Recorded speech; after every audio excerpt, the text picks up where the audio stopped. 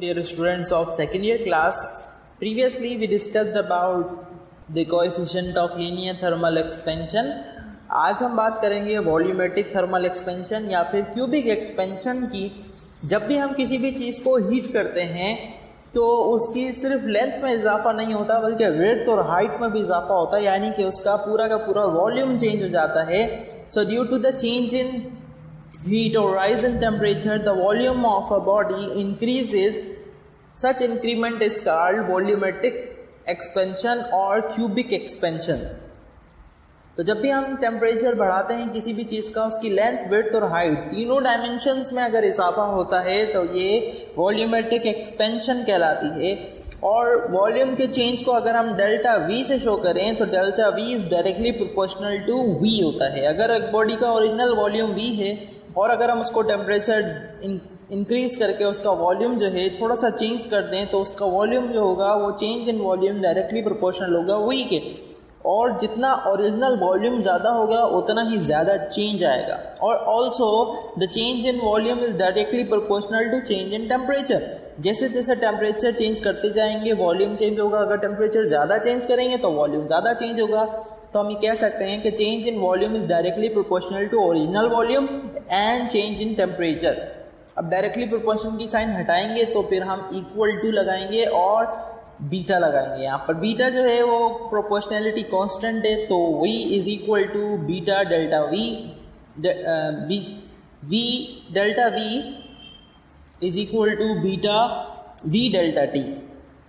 ये फॉर्मूला होगा volumetric expansion का। यहाँ पर जो बीटा है वो coefficient of volumetric thermal expansion है जो नेचर ऑफ मटेरियल पर डिपेंड करता है, और इसका फॉर्मूला होगा beta is equal to delta V upon V delta T. यानी कि अगर हम 1 डिग्री टेम्परेचर चेंज करने पर ओरिजिनल वॉल्यूम के हिसाब से जो भी वॉल्यूम में चेंज आएगा वो बीटा के बराबर होगा। So the coefficient of cubic expansion beta of a substance is defined as the change in volume per degree rise in temperature. Beta 1 degree temperature change करने पर जो वॉल्यूम में चेंज आता है ओरिजिनल वॉल्यूम के हिसाब से उसको हम बीटा कहते हैं, और इसका जो यूनिट है वो पर केल्विन है या पर डिग्री सेल्सियस है। So beta is equal to change in volume divided by original volume and change in temperature. अच्छा, चेंज इन वॉल्यूम कैसे मालूम करते हैं? Final minus initial. So final volume में से इनिशियल वॉल्यूम को माइनस कर देंगे तो ये चेंज इन वॉल्यूम होगा। So delta V is equal to beta V delta T था, तो डेल्टा वी के बदले हम V dash minus V is equal to beta V delta T, और अगर v को उस तरफ ले जाएंगे तो यहाँ पर माइनस का है, उधर जाकर प्लस का हो जाएगा। तो ये हो जाएगा v dash is equal to v plus beta v delta t, और यहाँ पर दोनों में से v कॉमन ले लेंगे तो ये फाइनल वॉल्यूम का फॉर्मूला हो जाएगा। Final volume is equal to v 1 plus beta delta t। So this is how we calculate the formula for final volume. जो टेम्परेचर चेंज करने के बाद वॉल्यूम होगा वो v dash is equal to v1 plus beta delta T होगा। So previously हमने पढ़ा था अल्फा जो कि coefficient of linear thermal expansion है। अगर सिर्फ एक डायमेंशन में तब्दीली आती है तो वो अल्फा कहलाता है।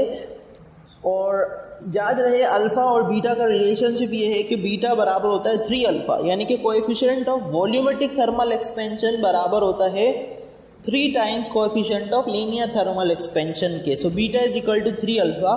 ये हम प्रूव करते हैं। अगर हम एक ब्लॉक लें, रेक्टेंगुलर ब्लॉक लें, और उसका वो सर्टेन टेम्परेचर उसका हो T टेम्परेचर हो, और उसकी लेंथ, विड्थ और हाइट L, W और H हो, तो उसका वॉल्यूम जो होगा वो V is equal to L multiply by W multiply by H के जरिए बताया जा सकता है। इनिशियल वॉल्यूम बराबर होता है लेंथ, विड्थ और हाइट के बराबर।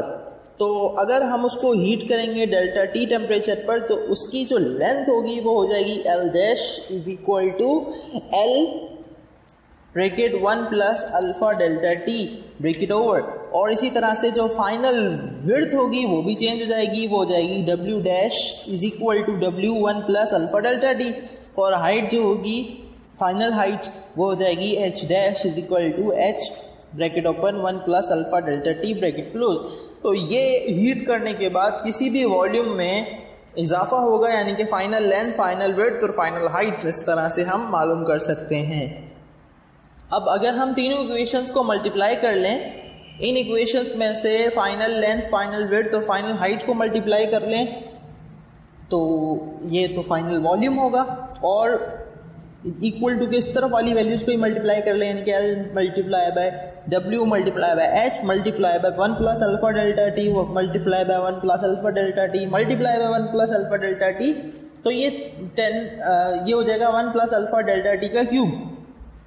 Okay, so final length, final width और फाइनल हाइट के बदले हम फाइनल वॉल्यूम लिख लेंगे, और इनिशियल लेंथ, विड्थ और हाइट के बदले इनिशियल वॉल्यूम लिख लेंगे, और 1 plus alpha delta T as it is आ जाएगा। अच्छा जी, अब हमारे पास एक फॉर्मूला यहाँ पर होता है a प्लस बी का होल क्यूब बराबर होता है a cube plus 3a square b plus 3a b square plus b cube. इस तरह से हमारे पास फॉर्मूला होता है a प्लस बी का होल क्यूब। अब यहाँ पर a के बदले 1 पुट करेंगे और b के बदले अल्फा डेल्टा टी पुट करेंगे। तो फर्स्ट का क्यूब यानी कि 1 का क्यूब प्लस 3 फॉर्मूले का 1 का स्क्वायर 1 होता है, और alpha delta T plus 3 1 multiply by B का स्क्वायर था, तो बी के बदले अल्फा और डेल्टा टी का स्क्वायर हो जाएगा प्लस बी क्यूब, यानी कि अल्फा डेल्टा टी क्यूब हो गया। अब आपको पता है कि ये जब अल्फ़ा जो होता है वो बहुत छोटा होता है, 1 डिग्री टेम्परेचर चेंज करने पर जो लेंथ में इजाफा होता है उसको अल्फ़ा कहते हैं, जो कि बहुत छोटा है। इस वजह से अल्फ़ा स्क्वायर, अल्फ़ा क्यूब तो वो और भी छोटे होंगे, इस वजह से हम हायर पावर को नेगलेक्ट कर रहे हैं, यानी कि अल्फ़ा के ऊपर स्क्वायर और क्यूब वाली वैल्यूज़ को हम इग्नोर कर देंगे, और जो बचेगा वो हम लिखेंगे, ये हो जाएगा v dash is equal to v 1 plus 3 alpha delta T. अब यहाँ पर v को दोनों ब्रैकेट के अंदर वालों से मल्टीप्लाई कर देंगे, तो v plus 3v alpha delta T हो जाएगा, और हम v को उस तरफ ले जाएं तो इस तरफ प्लस है और उस तरफ जाकर वो माइनस का हो जाएगा, तो v dash minus v is equal to 3v alpha delta T. अच्छा, अभी हमने थोड़ी देर पहले पढ़ा था डेल्टा v होता है चेंज इन वॉल्यूम, वो बराबर होता है बीटा वी डेल्टा टी के। तो अब हम चेंज इन वॉल्यूम के बदले हम बीटा वी डेल्टा टी लिख देंगे और इसको बराबर कर देंगे 3v अल्फ़ा डेल्टा टी के। तो यहाँ पर वी डेल्टा टी से कैंसिल हो जाएगा और बचेगा beta is equal to 3 alpha. तो इस तरह से हम प्रूव कर सकते हैं मैथमेटिकली कि बीटा बराबर होता है 3 अल्फ़ा के, यानी कि volumetric thermal expansion is equal to 3 times the coefficient of linear thermal expansion.